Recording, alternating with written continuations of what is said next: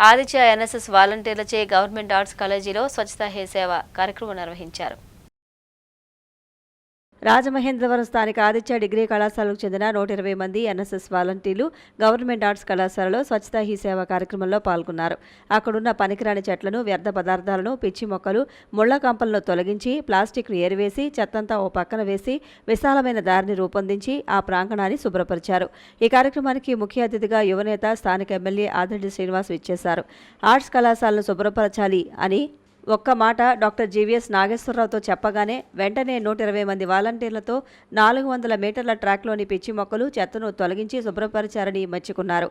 NSS programme officer doctor GVS Nageswararao, doctor BHV Ramadevi, director SP Gangireddy, principal RK Ramachandra, ONGC ఉద్యోగి Sevaratna L Srinivasaraju, FSS Sudhakar Patnaik, PVS Krishnarao, NDA కూటమి సభ్యులు తదితరులు పాల్గొన్నారు.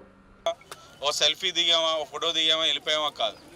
Life long దీన్ని మీకు మీ కెరియర్లోని, మీ లైఫ్ స్టైల్లోని ఒక భాగం కింద చేసుకోగలిగితే మీ లైఫ్ ఓరియంటేషనే మారిపోతుంది. ఎందుకంటే లైఫ్ ఓరియంటేషన్ మారాల్సిన అవసరం ఉంది.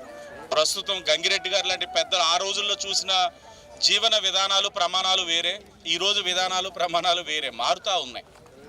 సో అందరూ కూడా గతంలోనున్న ఆ ఓల్డ్ ఈజ్ గోల్డ్ అంటారు, ఆ బంగారాన్ని ఒక్కసారి తవ్వి బయటికి తీసుకొని మన జీవన ప్రమాణాల్లోని భాగం కింద చేసుకోవాలని మీ అందరినీ కూడా కోరుకుంటూ విచ్చేసిన ఎన్డీఏ కూటమి నాయకులు, ఎందుకంటే ఎన్డీఏ కూటమి నాయకులు ఉదయం 6 గంటకి లేచి వచ్చారు అని అంటే చాలా ఆనందించదగ్గ విషయం. ఇక్కడికి